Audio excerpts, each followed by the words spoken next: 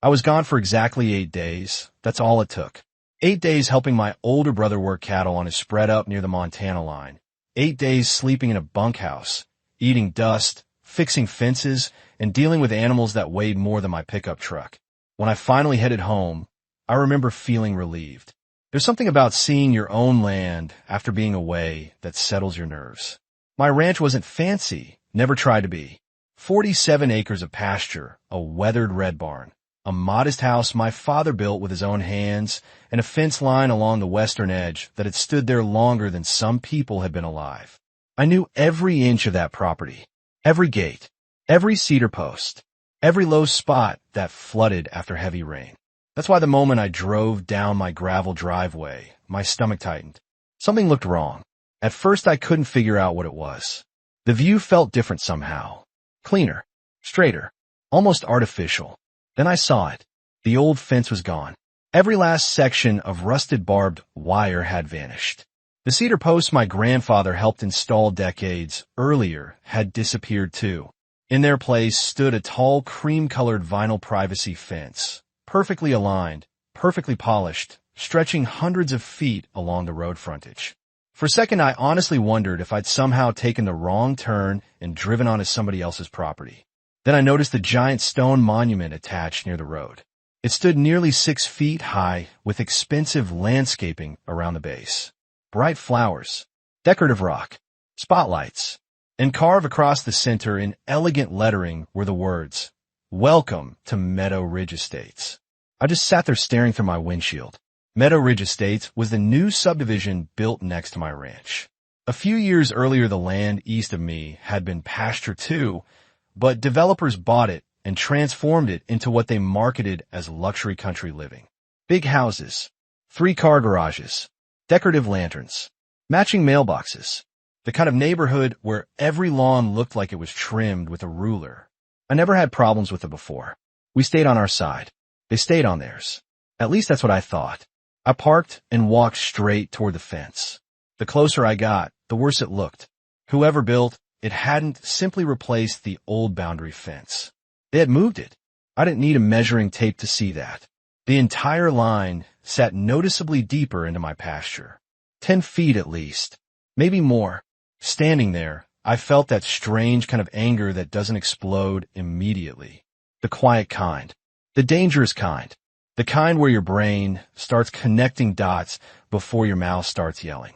Then I found the envelope. It was taped to the side of my barn door like some kind of afterthought. No certified mail. No phone call. No meeting request.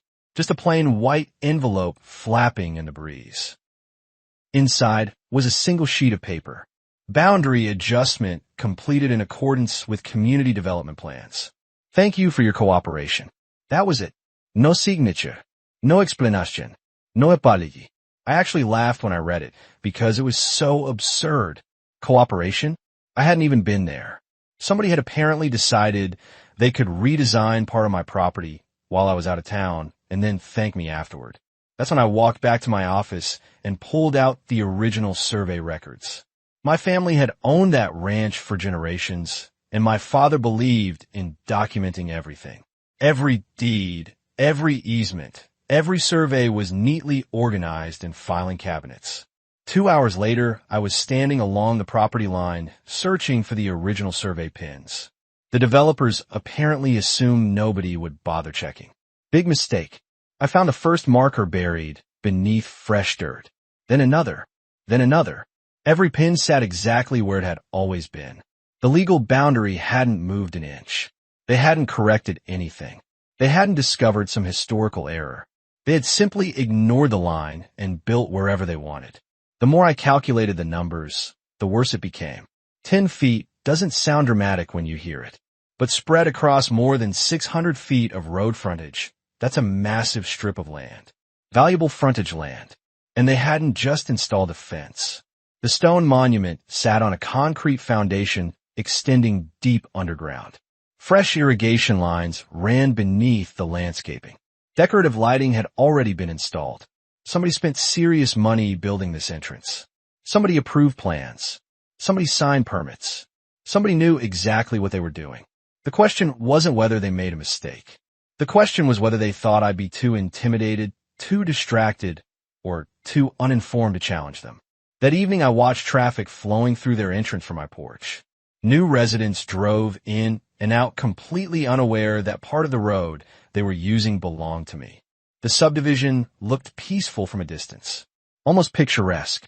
But beneath all that polished stone and manicured grass sat a problem nobody inside those expensive homes realized existed yet. Because while they thought they had successfully moved my fence 10 feet, what they didn't understand was that moving the fence also changed something else. Something much more important. Their entire entrance road had shifted with it. And the moment I confirmed that suspicion, I knew this story was about to become very expensive for somebody. It just wasn't going to be me. Now, before I tell you what happened next, let me explain something, because this is where a lot of people misunderstand property disputes. According to standard procedure, property lines aren't suggestions. They're legal boundaries backed by surveys, deeds, county records, and a whole lot of paperwork that judges tend to take very seriously. From a legal perspective, it doesn't matter if a contractor made a mistake, if an HOA approved something, or if a developer already spent hundreds of thousands of dollars building it. If the structure sits on somebody else's land, the problem doesn't magically disappear. But here's the part one find fascinating. This is a psychological trap many HOAs and developers fall into. They spend so much money creating an impressive appearance that they start believing appearance is reality. They assume the smaller landowner will back down because fighting seems inconvenient. The lesson here is simple. Confidence is not ownership. Just because someone acts like they own something doesn't mean they actually do. And the people who understand that difference usually end up controlling the outcome.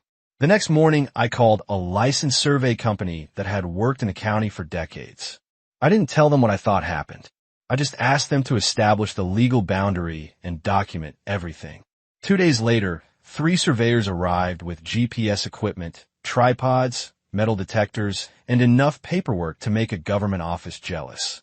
I followed them around most of the afternoon while they checked coordinates, located the original markers, verified deed descriptions, and compared everything against county records. Around sunset, the lead surveyor walked over holding a clipboard and gave me a look that said he already knew exactly why I hired him. "You're going to want to see this," he said. Bright orange flags now stretched across the entire frontage. The legal property line ran in a perfectly straight path.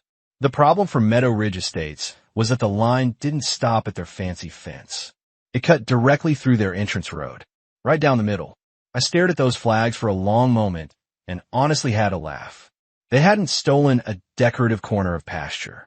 They had built half of their primary entrance on my property. Every moving truck, every delivery vehicle, every potential home buyer, every resident entering that subdivision was crossing land they did not own. Suddenly, the stone sign wasn't the biggest issue anymore. The road was. And without that road, their entire development had a serious problem. Now, a lot of people would have driven straight to the HOA office and started screaming. That's never been my style. Anger makes people careless. Evidence makes them nervous. So instead of creating a scene, I made a phone call to a towing company, rented several portable barriers, and positioned my tractor exactly where the survey showed my property began. I parked it across the disputed section of roadway. Hazard lights blinking. Engine off. Then I unfolded a lawn chair beside it, poured myself a cup of coffee, and waited. The timing couldn't have been better if I'd planned it 6 months in advance. That weekend happened to be Meadow Ridge's biggest open house event of the year. Realtors had advertisements running across 3 counties. Potential buyers were arriving from all over the state. The first wave showed up around 8:30. They slowed, stared, then stopped. Some rolled down their windows. Others took photos. One guy asked if there had been an accident. "Nope," I said. "Property dispute." He immediately grabbed his phone and started recording. By 10 o'clock, traffic was backed halfway to the highway. By 11, it stretched even farther. Realtors were sweating. Sales agents were making frantic calls. Homeowners were complaining. And I sat there calmly drinking coffee while watching chaos spread through a subdivision that had apparently assumed I wouldn't notice 10 feet of missing land. Around noon, the HOA president arrived. His name was Brent Calloway. Brent looked exactly like the kind of guy who introduced himself before mentioning his title.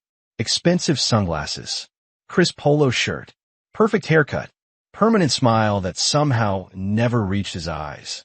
He marched toward me carrying a folder. "You're obstructing a private road," he said. I took another sip of coffee and handed him the survey. "You're using private property." He looked at the paperwork. His smile disappeared almost immediately. "There must be some misunderstanding." "No misunderstanding. Our contractors followed approved plans." "Then your contractors follow the wrong plans." He shifted tactics. "Let's be reasonable here." That's usually what people say right before asking somebody else to accept something unreasonable. "I've been reasonable," I replied. "For 8 days while you build on my land." His jaw tightened. He glanced back toward the growing traffic jam. The situation was becoming impossible to hide. Homebuyers were watching. Residents were gathering. Social media videos were already spreading. Nothing terrifies an HOA faster than public embarrassment. Brent left without another word. I figured I'd hear from lawyers soon. I was right. That afternoon, I filed formal complaints for trespass and land encroachment. Then I made another call. This one went to the county planning office. The woman who answered probably expected a routine question. Instead, I asked something very specific. Did Meadow Ridge Estates receive approval to relocate their primary entrance? There was a pause. Keyboard clicking. More silence. Then she said, "No. According to our records, the approved entrance location remains where it was originally submitted." That answer changed everything. Up until that moment, the HOA's biggest problem was a property dispute. Now, they potentially had a permitting issue too. The county doesn't enjoy surprises involving infrastructure, especially entrances connected to public roads. By the third day, the entire development seemed to be unraveling. Buyers visiting open houses started asking uncomfortable questions. If the entrance wasn't legal, what else wasn't legal? If the HOA ignored property lines, what other rules were being ignored? Realtors hate uncertainty because uncertainty kills sales. Residents were angry about traffic backups. Contractors couldn't move equipment efficiently. Delivery drivers complained. Every hour the situation continued, the pressure increased. Late that afternoon, Brent returned. This time he brought an attorney. The lawyer introduced himself politely, which I appreciated. He at least understood the reality of the situation. We stood beside the stone monument while traffic crawled past. "Our clients would like to resolve this quickly," he said. "That's a good idea," I answered. The first offer arrived almost immediately. They would remove the fence, remove the landscaping, remove the monument sign, restore the original boundary. A few days earlier that might have worked, but not anymore. "No," I said. Both men looked surprised. Brent looked especially surprised. People like Brent spend their lives assuming money solves every problem. Sometimes it does. Sometimes it arrives too late. "What do you mean no?" he asked. I pointed toward the entrance. "You've already excavated, graded, poured concrete, installed irrigation, added electrical systems, planted landscaping, and rerouted traffic patterns. Restoration isn't a simple weekend project anymore." The lawyer nodded slowly. He understood. Brent didn't. "Then what exactly do you want?" he asked. Finally, we arrived at the real conversation. I pulled out a folder containing my calculations. Commercial frontage rates, survey costs, legal fees, market valuations, everything documented. "You have two options," I said. "Option 1, remove everything, close the entrance, restore the land, obtain new approvals, and start over. Option 2, purchase a permanent easement." The lawyer immediately focused on the second option. Brent looked like he wanted to pretend it didn't exist. I continued. "You pay commercial frontage value for every square foot. You reimburse every survey expense, every filing fee, every legal cost. You compensate me for unauthorized use. Then you sign a permanent easement agreement that protects both sides." Nobody spoke for several seconds. Cars continued creeping through the traffic bottleneck. Residents watched from a distance. Brent finally shook his head. "That's outrageous." I smiled. "So, is moving somebody else's fence?" The lawyer asked for 48 hours. I gave them exactly 48 hours. During those 2 days, I heard rumors from real estate agents, contractors, and even a few residents. Home sales were slowing. Questions were multiplying. Investors were nervous. The entrance road had become a liability nobody could ignore. 46 hours later, Brent and the attorney returned. This time Brent wasn't smiling at all. The paperwork was already prepared. They accepted the easement. They accepted the compensation. They accepted the fees. Every demand. We signed. The county recorded the agreement. The dispute officially ended. And just like that, the entrance remained exactly where it sat. The landscaping stayed. The stone monument stayed. The road stayed. The difference was that now every inch of disputed property was legally accounted for, properly documented, and permanently compensated. They thought they had gained 10 feet of land. Instead, they created a payment obligation attached to their development for years to come. Every resident entering Meadow Ridge Estates still drives beneath that impressive stone sign. Every visitor still passes through that beautiful entrance. Everything looks exactly the way the developers originally intended. But hidden beneath the concrete, landscaping, and polished appearance is a reminder that ownership isn't determined by confidence, money, or assumptions. It's determined by facts. And in the end, the facts never moved, even when my fence did. A few months after everything was settled, I found myself sitting on the same porch where this whole story really began, watching vehicles roll through that entrance like nothing had ever happened. The landscaping had matured. The flowers were blooming. The monument sign looked just as polished as the day they installed it. If you drove past without knowing the history, you'd probably assume everything had always been that way. That's the funny thing about conflicts like these. Most people only see the finished picture. They don't see the decisions, assumptions, mistakes, and power plays hiding underneath the surface. Every now and then a resident from Meadow Ridge recognizes me at the local diner or hardware store. Some of them know exactly who I am. A few have even thanked me, not because they enjoyed the dispute, but because they realized something important afterward. If a developer can ignore one property owner today, they can ignore someone else tomorrow. Rules only matter when they apply equally to everyone. That's something my father taught me long before I ever dealt with HOAs, attorneys, or county offices. He used to say that character reveals itself when people think nobody is watching. Looking back, that's exactly what happened here. Somebody assumed I was gone. Somebody assumed I wouldn't notice. Somebody assumed a polished entrance and an expensive development would outweigh a survey map and a property deed. They weren't evil. That's what makes situations like this interesting. Most conflicts aren't created by cartoon villains. They're created by arrogance, convenience, and the belief that consequences probably won't arrive. Unfortunately for them, consequences eventually showed up driving a tractor. According to standard procedure, property disputes are usually resolved through documentation, surveys, and negotiation. That's the boring answer. The internet loves dramatic revenge stories, but the reality is that paperwork often wins where anger fails. If I had stormed into their office yelling, I probably would have looked unreasonable. If I had damaged their property, I would have created legal problems for myself. Instead, I let the facts do the heavy lifting. From a legal perspective, ownership is one of the strongest rights people have. That's why courts, counties, and surveyors place so much emphasis on records and boundaries. The documents don't care who has more money. They don't care who has the larger development. They don't care who has the fancier lawyer. They care about evidence. And evidence tends to be remarkably stubborn. But there's another layer to this story that has nothing to do with property law. This is a psychological trap that shows up everywhere in life. Sometimes people become so invested in a plan that they stop questioning whether the plan is actually right. They start believing momentum equals permission. The project gets bigger, more expensive, and more public, and eventually they convince themselves nobody will challenge it because too much has already been built. That's exactly why some of the biggest mistakes happen near the finish line. People stop checking. They stop listening. They stop asking hard questions. The lesson here is not that every HOA is bad. I've met good HOA boards and terrible HOA boards.